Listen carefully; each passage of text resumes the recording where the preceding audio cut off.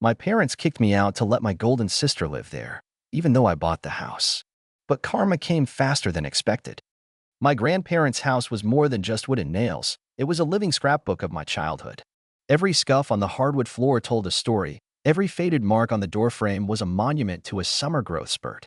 When they passed and left it to me, it felt like they were entrusting me with their legacy, with all those warm, syrupy memories of baking cookies and listening to Grandpa's war stories.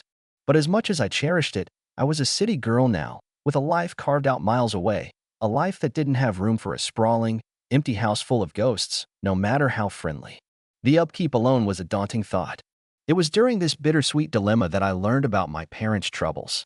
It turned out their nest egg had been systematically plucked clean to fund my sister Emily's perpetually chaotic life. Emily, the golden child, who could do no wrong, had a knack for finding herself in financial pickles, and my parents, bless their hearts, were always there with their checkbook, ready to bail her and her family out. Now, their retirement was looking less like a gentle sail into the sunset and more like a desperate doggy paddle against a rising tide. They were banking on the sale of my inherited house to stay afloat. A wave of guilt washed over me. Here I was, with this significant asset, while they were struggling.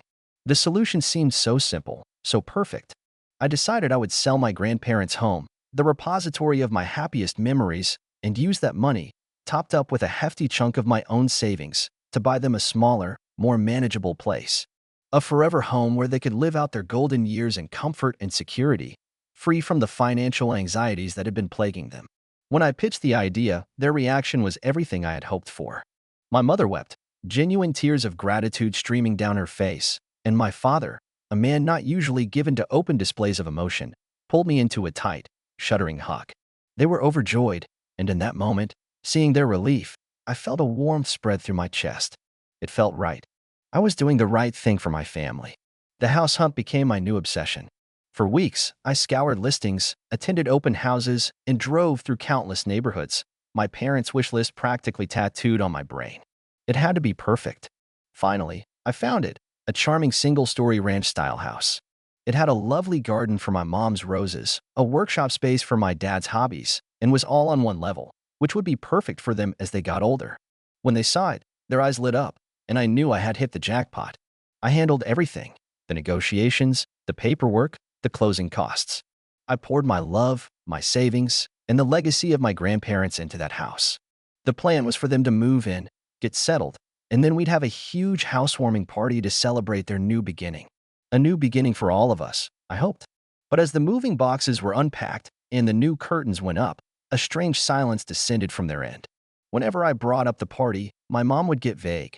"Oh, we're still settling in, honey," or my dad would change the subject. "Have you seen the price of lumber lately?" It was odd, but I brushed it off as moving stress. That is, until I was scrolling through my phone one evening, and a picture popped up on my cousin's social media feed. It was a brightly colored digital invitation. "Come celebrate with us as we warm our new home," it chirped, with a picture of the very ranch house I had just bought. My parents' names were there, and so were Emily's and her family's. But my name, Madison, was nowhere to be seen. My blood ran cold. I clicked through the pictures my cousin had posted from their pre-party prep day. There was my mother, beaming, hanging a home sweet home sign that Emily had apparently gifted them. There was my father, laughing with Emily's husband as they set up a brand new barbecue grill in the backyard. It wasn't just a party I was excluded from. It was a whole new life they were building, a life where Emily was once again the star of the show, and I was just the inconvenient, off-screen benefactor. The post that truly twisted the knife in my gut was a comment from my aunt, gushing, "It's so wonderful how Emily was able to help you with the down payment." My mother's reply? A series of heart emojis. The down payment? I paid for the entire house. Every single cent.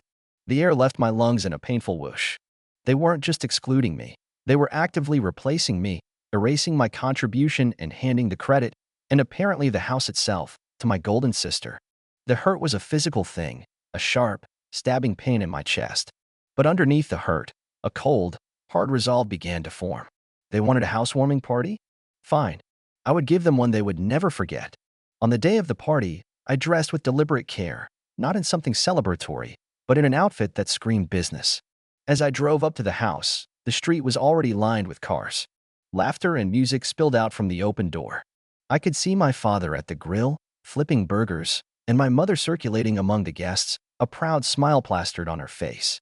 I paused on the sidewalk, a silent observer to the celebration I had funded but was not welcome at.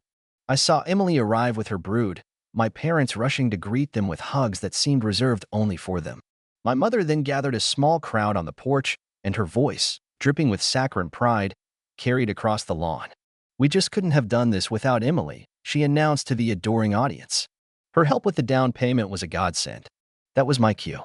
I walked up the driveway, my heels clicking a steady, determined rhythm on the pavement.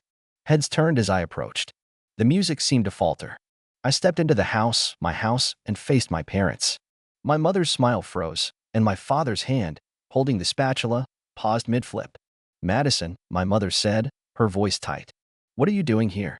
I looked around at the sea of confused faces, the half-eaten plates of food, the festive decorations that suddenly felt like a mockery. "I could ask you the same thing," I said, my voice calm, but with an edge of steel I didn't know I possessed. "This is a lovely party. It's a shame I wasn't invited." My mother's face flushed. "This is a private family event," she hissed, grabbing my arm to pull me aside. I stood my ground. "I am family," I said, looking her directly in the eye. "And this is my house." A collective gasp rippled through the guests. My father stepped forward, his face a thundercloud. "What nonsense are you talking about, Madison? We live here now. This is our home." My mother quickly added, "We're so grateful for your help, dear, but the house is ours now." I let out a short, humorless laugh. "Grateful? You were so grateful you erased me from the entire narrative and gave my sister the credit for buying it." I turned to the stunned crowd. Just for clarity, Emily didn't contribute a single dime. I sold my grandparents' legacy and used my life savings to buy this house outright. For them. The silence was deafening. Emily looked like she wanted the ground to swallow her whole. "The deed," I said, my voice ringing with clarity, "is still in my name. I never transferred the ownership." My father's face went from angry to purple. "That's just a technicality. You bought it for us. You are not welcome here, Madison. Get out of our house." That was the moment something inside me snapped. The years of being second best, of my achievements being downplayed while Emily's every minor success was celebrated with a parade, it all coalesced into a single, clarifying point of focus. "No," I said, my voice dangerously quiet. "This is not your house. It's my property. And I'm asking you, and all of your guests, to please leave." The fallout was instantaneous and spectacular. It was like a bomb had gone off in the middle of their perfect party. Tears, shouting, accusations. My mother called me cruel and ungrateful. My father looked at me with a hatred that chilled me to the bone. Emily and her family scurried away without a backward glance, not a single word of defense or apology for the lies. One by one, the guests, caught in the crossfire of a family implosion, grabbed their things and made hasty exits, their whispers and shocked looks following me. Within an hour, the house was empty, save for me and the remnants of a celebration that had soured into a bitter memory. The silence that followed was heavier than any of the shouting that had preceded it. I stood alone in the living room, surrounded by food I hadn't eaten, decorations I hadn't chosen, in a house I had bought out of love, a love that was clearly unreciprocated. In the weeks that followed, my phone was bombarded with calls and voicemails from my parents. They swung wildly from furious tirades to pathetic, guilt-tripping pleas. I listened to none of them. I blocked their numbers. I blocked Emily. I blocked them all. I put the house back on the market the very next day. Selling it was a clean, surgical cut. The money, when it came through, felt different. It wasn't a tool to win affection anymore. It was a foundation for my own future, a future free from their toxic, conditional love. It was a painful, gut-wrenching lesson, but a necessary one. I had spent so much of my life trying to earn a place in my own family, a place that was freely given to my sister.